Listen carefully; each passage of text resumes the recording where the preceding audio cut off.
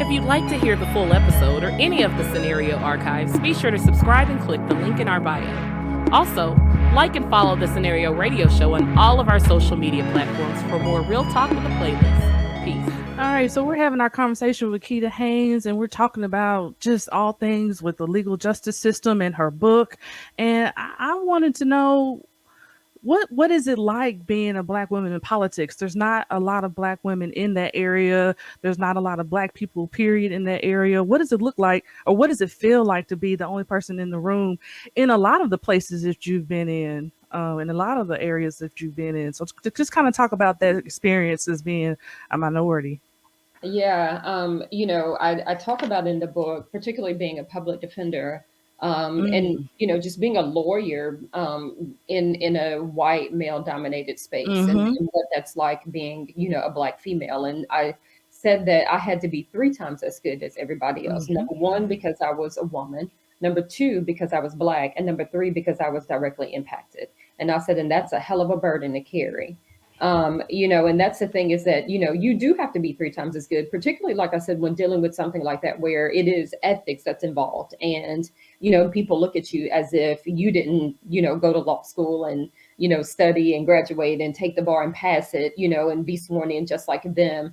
It's still that proverbial F that, that you are constantly having to wear on your chest, and essentially to prove yourself. And so, that's the reality of it, whether we want it to be or not.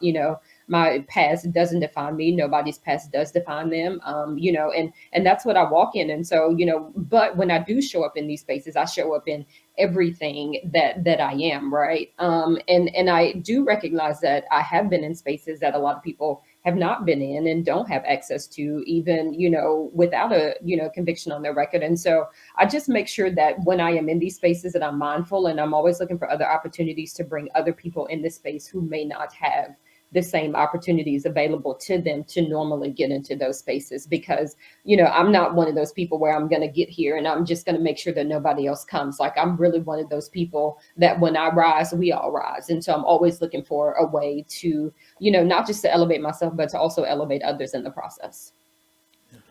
With you saying that one rise, we all rise, it actually leads me to my question. How do you balance out the mentorship aspect? Because, your story, your drive, everything that you've gone through, other young women, definitely we all know need to hear this story, and other just people of color, period, need to hear this story. So how do you find that balance between establishing what you're establishing and still trying to, help out the young people who, can be inspired by your story?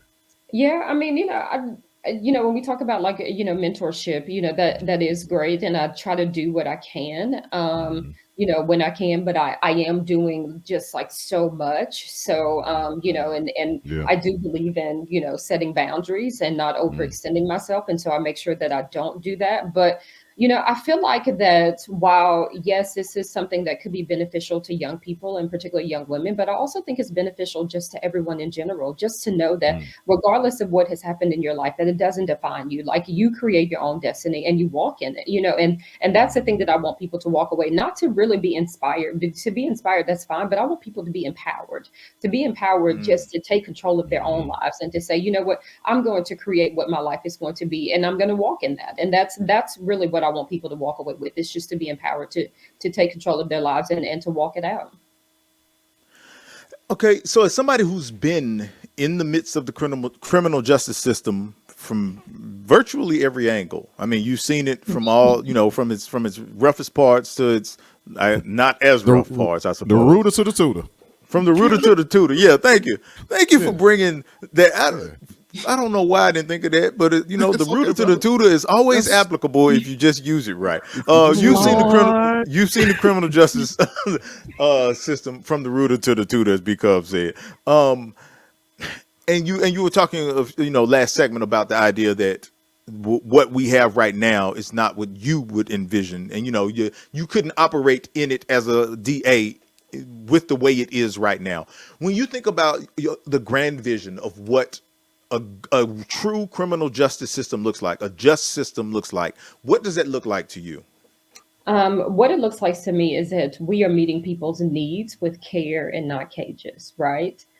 Because I think in the criminal legal system now, the very first thing that we run to is locking people up. We don't really try to figure out why people have committed the crimes and try to prevent these crimes, right? And to meet people's needs so that they don't feel as if they have to be involved in criminal activity. And so I think that if we started to put the humanity back into this, right, and to recognize that these are people that we're dealing with, and treat them as humans, and see them, not just as someone that has committed an offense, because we're all more than the worst thing that we have ever been alleged to have committed in our lives, but to really see them as someone's son, someone's daughter, someone's mother, father, all of those things, because that's who people are that are coming into the criminal legal system.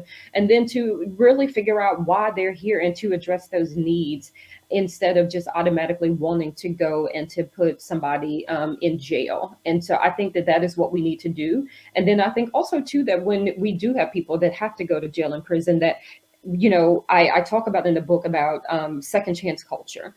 And I think it is important that we realize that, some people have never had a first chance.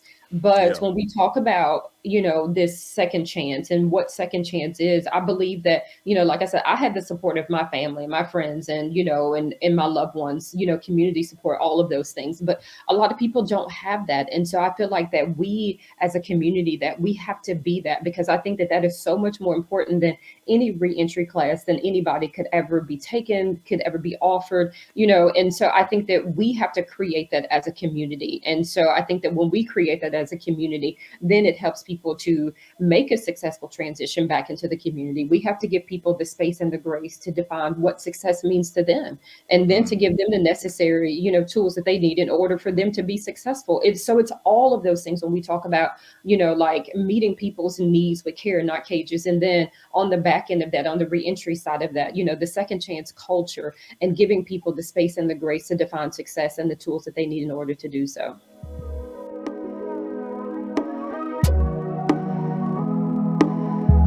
This is the Scenario Radio Show. Real talk with a playlist.